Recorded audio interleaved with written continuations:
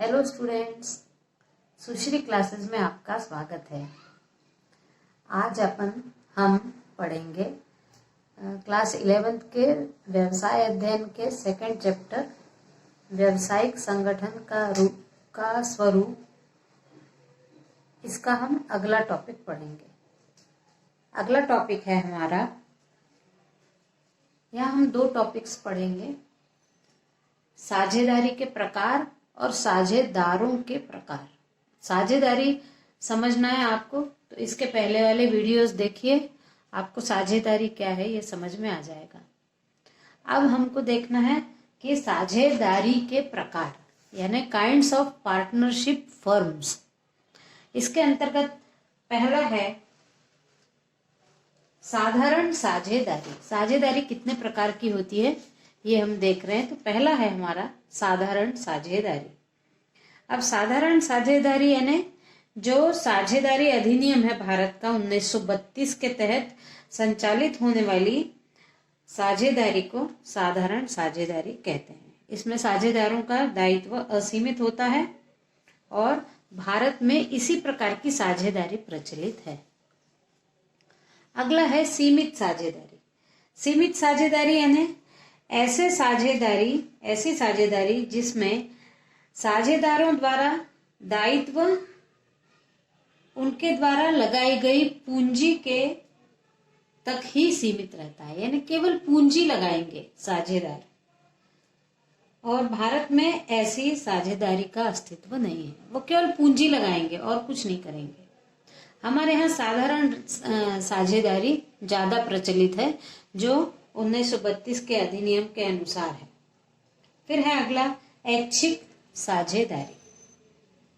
ऐच्छिक साझेदारी में किसी भी समय साझेदार उस साझेदारी को समाप्त कर सकता है, ये उसकी इच्छा पर है, इसलिए उसको ऐच्छिक साझेदारी कहते हैं कि जब उसका मन हो तब वो साझेदारी खत्म कर देगा और वो खत्म करने का अधिकार भी रखता है। ऐसी साझेदारी ऐच्छिक साझेदारी कहलाएगी और भारतीय साझेदारी अधिनियम के धारा 7 में इसके बारे में पूरी व्याख्या की गई है। फिर है विशेष साझेदारी। जब किसी कार्य विशेष के लिए साझेदारी का गठन किया जाता है तब उसे विशेष साझेदारी कहते हैं, किसी विशेष कार्य के लिए। और ये साझेदारी कार्य पूर्ण होने के बाद स्वतः ही समाप्त हो जाती है। जैसे पुलों का निर्माण, सड़कों का निर्माण, ये कुछ समय बाद निर्माण पूर्ण हो चुका रहता है, तब साझेदारी भी समाप्त हो जाती है अपने आप। फिर अगला है वैध साझेदारी। वैध साझेदारी यानी जो वैधानिक नियमों के पालन करके की जाती है, ऐसी साझेदारी वैध साझेदारी कहलाएगी। और अवैध साझेदारी यानी जो नियमों का पालन करते हुए नहीं की जाती है, वो अवैध साझेदारी कहलाती है। इसमें नियमों का उल्लंघन किया जाता है। फिर है निश्चित समय के लिए साझेदारी। तो इसका गठन किसी निश्चित समय के लिए, 2 वर्ष के लिए, 1 वर्ष के लिए, 10 वर्ष के लिए, ऐसा समय निश्चित होता है, तो ऐसी साझेदारी को निश्चित समय के लिए साझेदारी कहते हैं।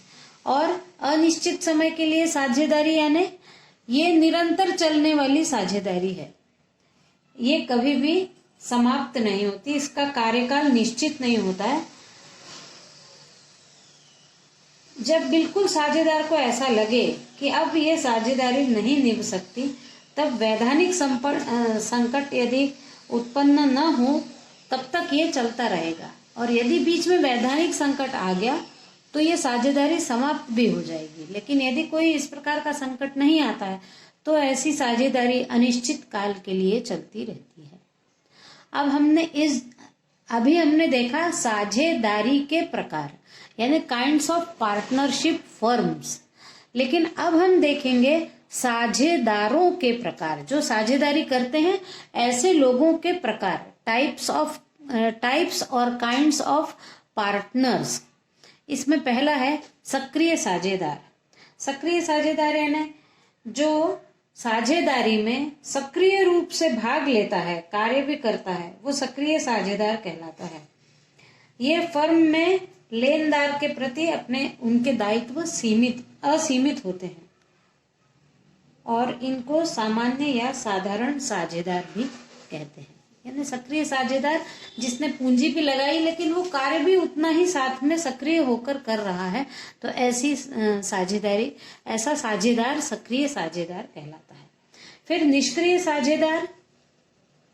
निष्क्रिय साझेदार यानी ये संचालन में भाग नहीं लेते, केवल फर्म में पूंजी लगाते हैं, लेकिन पूरी फर्म को संचालन करने में कोई इनका पार्ट नहीं होता, कोई काम नहीं करते ये।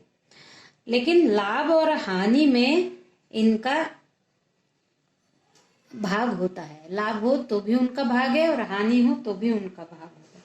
और ऐसे निष्क्रिय साझेदारों को शांत सुप्त या प्रसुप्त साझेदार भी कहते हैं। अब अगला है केवल लाभ के साझेदार। तो ऐसा बहुत जगह होता है कि केवल लाभ का हिस्सेदार होता है, हानि का नहीं। जो साझेदार केवल लाभ में अपना हिस्सा रखता है, हानि में उसका कोई हिस्सा नहीं होता, ऐसा साझेदार केवल लाभ में साझेदार कहलाता है। और ये इस साझेदार ने फर्म में पूंजी तो लगाता है पर प्रबंध संचालन में सहभागिता नहीं करता। पूंजी केवल लगा देता है, इसलिए उसको लाभ मिलता है, पर वो हानि में शामिल नहीं रहेगा, तो वो ऐसा साझेदार कहलाता है केवल लाभ में साझेदार। अगला है नाम मात्र का साझेदार। ऐसा साझेदार जो व्यवसाय में न पूंजी लगाता है और न ही संचालन में किसी प्रकार का भाग लेता है, वो केवल नाम मात्र का साझेदार है। पूंजी भी नहीं लगता, कोई काम भी नहीं करता, लेकिन ऐसे साझेदारों का नाम प्रयोग किया जाता है। जैसे बड़ी बड़ी हस्तियां हैं, वो हस्तियों का नाम यदि लगा दिया जाए किसी भी उद्योग में, तो उनके नाम के कारण वो उद्योग चल निकलता है। तो ऐसे साझेदारों का उसमें न पूंजी लगी होती है, न वो कोई कार्य करते हैं, लेकिन उनके नाम का उपयोग करके उद्योग को बढ़ा लिया जाता है। ऐसे साझेदार नाम मात्र के साझेदार कहलाते हैं। फिर सीमित साझेदार। ऐसे साझेदार जिनका दायित्व उसके द्वारा लगाई गई पूंजी तक ही सीमित है, यानी केवल पूंजी लगाना, इतना उसका दायित्व है, तो उसको सीमित साझेदार कहते हैं। फिर है सामान्य साझेदार। व्यवसाय के संचालन में भाग लेना और असीमित दायित्वों को निभाना, ये जो सामान्य कार्य है, ऐसा साझेदार सामान्य साझेदार कहलाता है। फिर है कार्यकारी साझेदार। जब किसी व्यक्ति को उसकी योग्यता के कारण साझेदार बनाया जाता है तो उसे कार्यकारी साझेदार कहते हैं। ऐसा साझेदार फर्म में पूंजी तो नहीं लगाता, लेकिन लाभ में उसे हिस्सा प्राप्त होता है। वो कार्यकारी, वो योग्यता के कारण उस फर्म में आया हुआ है, तो ये लाभ में शामिल रहता है। फिर है नाबालिग साझेदार। तो भारतीय साझेदारी अधिनियम की धारा 30 के अनुसार जिसकी उम्र 18 वर्ष से कम हो, वो समस्त साझेदारों की सहमति से सिर्फ लाभ के लिए सम्मिलित किया जा सकता है, हानि से उसका कोई भी संबंध नहीं है। और ये सबके सम्मति से होगा। जितने साझेदार हैं, यदि सब चाहेंगे तो ही नाबालिग साझेदार को वो शामिल कर पाएंगे जिसकी आयु 18 वर्ष से कम होगी। और ये व्यवसाय के संचालन में भाग नहीं लेता, ये कभी खातों को वगैरह देख सकता है, फर्म के खातों को देख सकता है, उसका केवल इतना ही काम है।